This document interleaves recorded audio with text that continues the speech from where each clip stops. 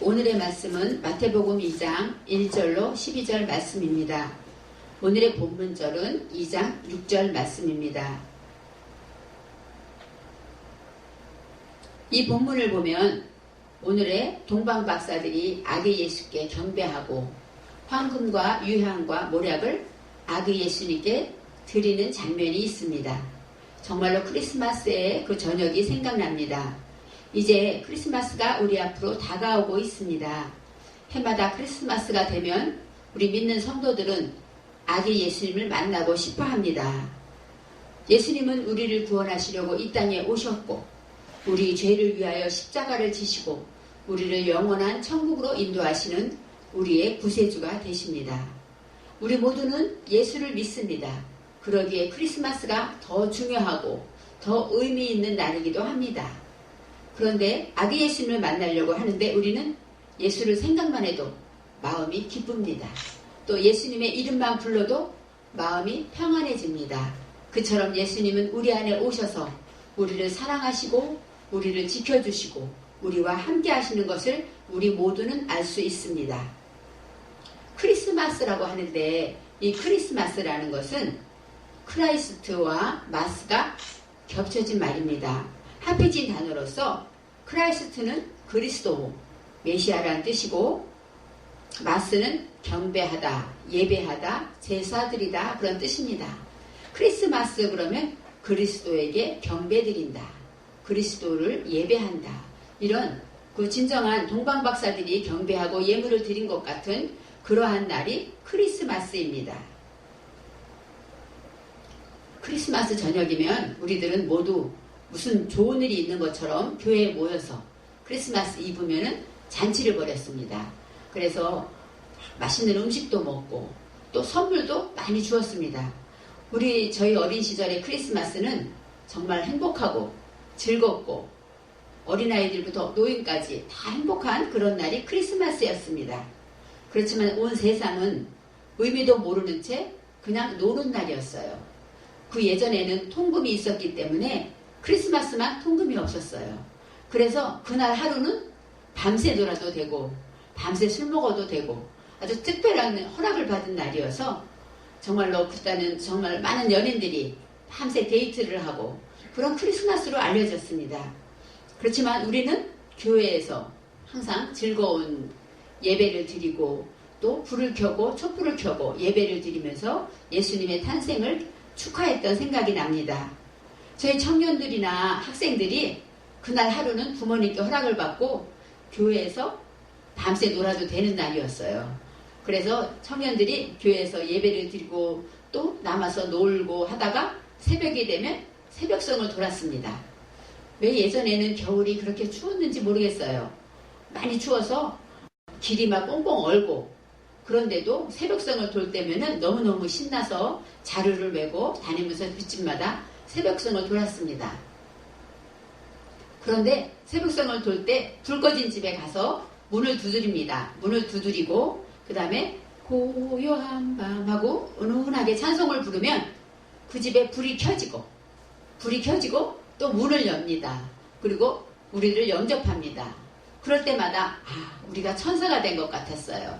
우리들이 정말로 양을 지키는 그 목동들에게 나타난 천사들처럼 예수님의 탄생을 전해주는 그러한 즐거운 시간이었습니다. 그처럼 우리는 이렇게 즐거운 성탄절의 추억이 있습니다. 천사들이 양을 치던 목자들에게 예수님의 탄생을 전해준 것처럼 동방에서 별을 보고 예수를 만나러 온 사람들이 있습니다. 동방 박사들이 동쪽에서부터 별을 보고 이제 예수를 만나러 유대 땅에 왔을 때 그때 그들은 생각했습니다. 왕으로 나실 리가 어디 있을까?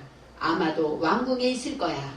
이렇게 생각하고서 그들은 별을 보다가 자기 마음속에 예전의 지식을 의지해서 왕궁으로 방향을 정합니다. 예루살렘 왕궁으로 찾아가려고 할 때 그때에는 이제 자신들이 찾던 별을 찾을 수가 없었습니다. 그때 그들은 왕궁에 가서 예수를 찾지만 예수를 만나지 못했습니다. 그들은 그곳에서 하나님의 말씀인 선지자를 통해서 그들이 오늘의 말씀처럼 유대 땅 베들레헴에 그리스도가 태어난다는 것을 알고 다시 베들레헴으로 향합니다. 그들이 말씀을 통해서 이제 다시 돌이켜서 내 생각대로 왕궁에 있는 것이 아니구나 하고 베들레헴으로 행했을 때 다시 그들이 만나던 별을 만나게 됩니다. 성경에 말하면 그들은 아주 크게 기뻐했다고 했습니다. 여러분, 우리도 예수를 믿을 때 왕궁에 있는 예수님처럼 내 생각대로, 내 편견과 내 고집과 내가 알고 있는 고정관념으로 예수를 만나지는 않습니까? 우리가 그러한 생활을 할 때에, 그러한 쪽으로 방향을 돌릴 때 우리는 예수님을 만나지 못하고 많은 고통과 많은 피바람이 불게 되는 것입니다. 그래서 이 동방 박사들의 이야기를 들으면서 우리는 다시 한번 정말로 말씀을 통해서 예수를 만나야 되겠구나, 이런 생각을 하게 되었습니다. 우리가 모두 예수를 만나야 된다고 생각하지만 마태복음 1장 21절에 이런 말씀이 있습니다. 아들을 낳으리니 그 이름을 예수라 하라. 이는 그가 자기 백성을 저희 죄에서 구원할 자이심이라 하니라. 이렇게 말씀이 있습니다. 여기서 이름을 예수라 하라. 여기서 예수가 나옵니다. 예수는 히브리어로 예수아 하고 예수아라는 단어입니다. 예수는 우리가 알고 있듯이 원어 사전에서는 그가 구원하실 것이다, 이렇게 나옵니다. 구원, 예수, 도움, 승리, 그런 뜻으로 나오는데 이 예수아의 어근은 야다입니다. 그래서 야사해서 구조하다, 완전하다, 해방하다. 즉 예수는 우리를 구원하다, 그런 뜻입니다. 그런데 예수님이 어떻게 우리를 구원하실까요? 물론 2000년 전에 우리 죄를 대신하셔서 십자가를 지시고 구원하셨다고 합니다. 그렇지만 그 말씀은 지금 살고 있는 우리에게 어떻게 부딪히고 있습니까? 정말로 지금 나의 삶과 관계가 없다고 생각하지는 않습니까? 예수는 어떤 뜻입니까? 예수는 바로 올바른 대답이라는 뜻이 있습니다. 우리가 예수라는 뜻에는 올바른 대답이라는 뜻이 있어서 지금도 우리에게 올바른 대답으로 오셨다는 것입니다.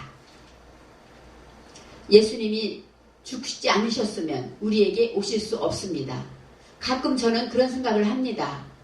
정말로 예수님이 십자가에 죽으셨기 때문에 나같이 좁은 마음에, 나같이 협착하고 욕심 많고 이 못된 이 마음에 오셨구나. 오셔서 불평하지 않으시고 지금도 내 안에 계시구나 생각을 합니다. 우리가 어느 날 사람의 마음에 들어가려면, 그 마음 안에 내가 들어가려면 나의 욕심과 나의 자존심과 나의 고정관념이 죽어야만 그 안에 들어갈 수 있습니다. 정말로 예전에 죽기까지 예수님이 사랑하셨다 했을 때 저는 그 의미를 많이 느끼지를 못했었어요. 그렇지만 죽으셔서만 내 안에 오셨던 그 예수님을 깨달았을 때 그 사랑이 얼마나 크고 놀라운지 깨닫고 나서야 진정한 감사를 느꼈습니다. 그렇습니다. 예수님은 우리 안에 죽음으로 오셨습니다. 즉 어떻게 오셨을까요? 죽음으로 오셔서 올바른 대답을 주시려고 오셨습니다. 우리 인간은 언제나 문제 속에서 살아갑니다. 어느 순간 한치 앞도 내다볼 수가 없습니다. 오늘 아침에도 우리 손녀딸이 어린이집을 가야 되는데 갑자기 동생이 자기를 때려서, 5살짜리 동생이 자기를 때려서 가기 싫다고 안 간다는 거예요. 저는 갈 곳이 약속이 있는데, 그러면서 우리 딸이 전화가 왔어요. 엄마, 얘가 갑자기 동생이 자기를 때려서 가기 싫다고, 생전 그런 아이가 아닌데. 그것처럼 우리는 순간순간 문제에 부딪힙니다. 그때 제가 생각했습니다. 야, 많이 컸구나. 엄마는 학원을 가야 되고 혼자 집에 있는 거예요. 그럴 때 걱정할 수도 있겠죠. 아이고 어떡하면 좋아 할 수도 있겠지만, 야, 혼자도 남아도 울지 않고 남아있다는 게 그렇게 컸구나, 감사하다 생각을 했습니다. 바로 이렇게 순간순간 부딪히는 문제가 있을 때 우리는 답이 없으면 살 수가 없습니다. 또 만일 답이 많이 있다면 답답해서 더 살 수가 없습니다. 문제 속에 사는 우리는 순간순간 답을 찾아야 합니다. 올바른 대답이신 예수를 찾을 때 우리는 답을 만날 수 있습니다. 우리는 하나님이 선물로 주신 그 시간 속에 살아갑니다. 모든 것이 하나님의 것이지만 시간은 온전한 하나님의 것입니다. 어느 누구도, 어떤 백만장자도 아니면 어떤 훌륭한 사람도 이 시간을 마음대로 할 수는 없습니다. 시간을 모아둘 수도 없고 다시 유턴할 수도 없습니다. 또한 하나님의 시간은 옛날로 돌이킬 수가 없습니다. 마음뿐입니다. 시간의 주인은 하나님이시기 때문에 돌아올 미래의 아름다운 시간도 우리는 미리 만날 수가 없습니다. 우리가 만일 미래에 만날 슬픔이나 불행을 알고 있다면 지금의 기쁨과 즐거움을 누릴 수가 있겠습니까? 이것처럼 시간은 하나님만의 것으로 우리가 어찌할 수 없는 것으로 우리를 항상 지켜주시고 우리를 인도하신다는 그 의미를 가지고 있습니다. 하나님이 우리에게 주신 선물 중에 가장 소중한 것이 지금이라고 합니다. 여러분, 지금이라는 그 시간이 얼마나 아름다운지 지금 우리는 모든 것을 할 수가 있기 때문입니다. 그래서 올바른 대답으로 오신 예수님이 우리의 문제마다 답을 주셔서 어디에 있을 때마다 누구를 만날 때마다 예수님의 대답으로 우리는 만날 수가 있습니다. 그러면 올바른 대답은 예수님이 말씀으로 오셨기 때문인데 말씀이 육신이 되어 우리 가운데 거하셨다고 하신 것처럼 예수님은 말씀으로 우리 안에 계시기 때문에 그때마다 답을 주시고 있기 때문입니다. 그러면 이제 크리스마스에 성탄절에 우리는 아기 예수님을 만나야 되지 않겠습니까? 동방 박사들이 왕궁에서 말씀을 통한 선지자들의 말을 통해서 오늘의 말씀 마태복음 2장 6절의 말씀을 접하게 됩니다. 또 유대 땅 베들레헴아 너는 유대 고을 중에 가장 작지 아니하도다. 내게서 한 다스리는 자가 나와서 내 백성의 목자가 되리라 하였음이니이다. 이 말씀은 우리가 알듯이 미가서 5장 2절에 있는 말씀입니다. 여기에서 말하기를 유대 땅에 예수님이 계시다고 합니다. 예수님을 만나라면 유대로 가라고 합니다. 유대는 이스라엘의 유대지파로서 북이스라엘과 남유대를 말할 때 그 유대 땅을 말합니다. 유대라는 것은 히브리어로 의미가 있습니다. 히브리어로 예후다 합니다. 예후다, 유다라는 말이 예후다입니다. 즉 예후다라는 것은 어구는 야다로서 사전의 의미는 예배하다, 경배하다, 찬양하다, 감사하다, 고백하다 그런 사전적인 뜻이 있습니다. 즉 유다라는 뜻은 허심탄회하게 우리가 하나님 앞에 나의 죄를 허심탄회하게 고백하면 진정한 죄를 용서하시는 하나님의 사랑을 받고 감사를 할 수가 있는 것처럼 우리가 하나님 앞에 진정한 찬양과 감사가 있어야 합니다. 유대 땅이라는 그 땅은 어떤 땅일까요?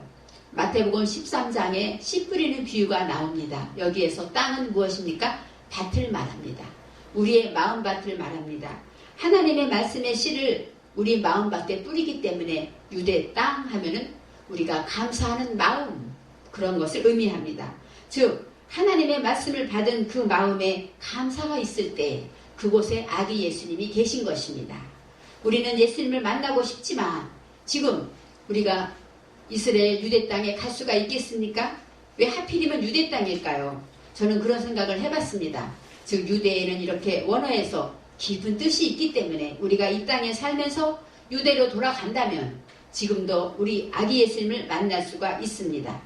유대 땅에 태어나셨는데 성경에 나오는 그 유대 땅은 예수님을 만나러 가는 길이고 우리가 아는 이 말씀으로 오신 예수님은 성경을 통해서 우리 영혼의 내비게이션이 되십니다. 그래서 우리가 잘못 가면 길을 돌아가라고 말합니다. 즉 하나님의 말씀 안에 히브리어 원어 의미 안에서 정말로 우리가 예수님을 만나는 길을 안내하고 있습니다. 유대는 예후다, 감사하다라는 뜻으로 우리가 나의 죄를 허심탄회하게 고백하며 정말로 감사할 때 예수님을 만날 수 있습니다. 그러면 지금 만날 수 있을까요? 예, 그렇습니다. 지금 내 곁에 함께하는 사람이 가장 소중합니다. 그 사람에게 눈을 마주보며 이렇게 말할 수 있습니다. 당신이 있어서 감사합니다. 또 내 자녀들에게 내가 있어서 든든하다. 너만 보면 힘이 난다. 이렇게 그들에게 내가 감사하는 말을 고백한다면 그것도 예수님이 함께 하시는 것입니다. 혹시 나를 힘들게 하고 나를 괴롭히는 사람이 있을까요? 나만 보면 힘들게 하는 사람이 있다면 그 사람 때문에 우리가 하나님께 기도하고 있습니다. 기도하게 되면 하나님을 만나게 됩니다. 그래서 그 사람은 나를 하나님을 만나기 위해서 하나님이 보내준 사람이다 생각하면 그도 감사할 수밖에 없습니다. 우리가 유대 땅에서 이렇게 감사할 때 아기 예수님을 만날 수 있다고 생각한다면 지금도 아기 예수님은 내 곁에서 나와 함께 하심을 느낄 수가 있습니다. 그 다음에 유대 땅과 베들레헴이 나옵니다. 베들레헴은 그 동네 이름인데 베들레헴은 히브리어에서 베이트와 레헴이 합성어입니다. 이 베이트는 사전에서 집으로 나오는데 뜰, 문, 성전 그런 뜻입니다. 그 다음에 레헴은 어떤 뜻입니까? 떡, 전쟁, 곡물, 그 다음에 진설병, 음식, 고기 그런 뜻입니다. 그러면 베이트 레헴이면은 성경에서 떡집 이렇게 나옵니다. 그런데 전쟁이라는 말이 있네요. 우리가 하나님의 말씀이 있는 것은 어디나 베이트 레헴입니다. 그러면 하나님의 말씀이 있는 여러분이 섬기는 교회도 베이트 레헴입니다. 또 우리가 예배드리는 이 장소도 베이트 레헴입니다. 그렇지만 내가 하나님 말씀을 품고 있다면, 내가 하나님 말씀을 가지고 있다면 나의 자신도 베이트 레헴이 되고 있습니다. 그런데 이 레헴이 전쟁이라는 뜻이 있는데 의미가 있습니다. 여러분, 우리가 하나님 말씀이 우리 안에 들어오면 이전에 나와 나의 생각과 전쟁이 일어납니다. 예를 들어서 하나님은 겸손하라고 하십니다. 그런데 내 안에 교만과 이것만은 용서 못해, 이것까지는 참을 수가 없어 하는 마음이 싸움을 합니다. 또 내 안에 참아라 하는 마음이 있을 때 화내고 싶은 마음과 싸움을 합니다. 인정받고 싶은 마음, 또 나의 자존심, 그런 것과 내 안에서 싸움을 합니다. 즉 내 안에 자존심과 불평과 원망과 화내는 이 모든 것들이 하나님 말씀과 전쟁을 벌이게 됩니다. 그럴 때 하나님 말씀과의 전쟁을 통해서 하나하나 쌓아져 가고, 그럴 때마다 승리함으로 내 안에 자존심이 하나둘 죽어져 가고, 그러면서 내 안에 모든 자존심과 내 안에 욕심과 하나님 기뻐하지 아니하는 것들이 하나님의 것으로 바뀌어지는 것, 이것이 바로 거듭나게 하는 것입니다. 우리가 말씀으로 거듭난다는 것이 무엇일까요? 그냥 새로 태어나고 그냥 엄마 뱃속에 들어갔다 나오는 니고데모처럼 그런 뜻이 아닙니다.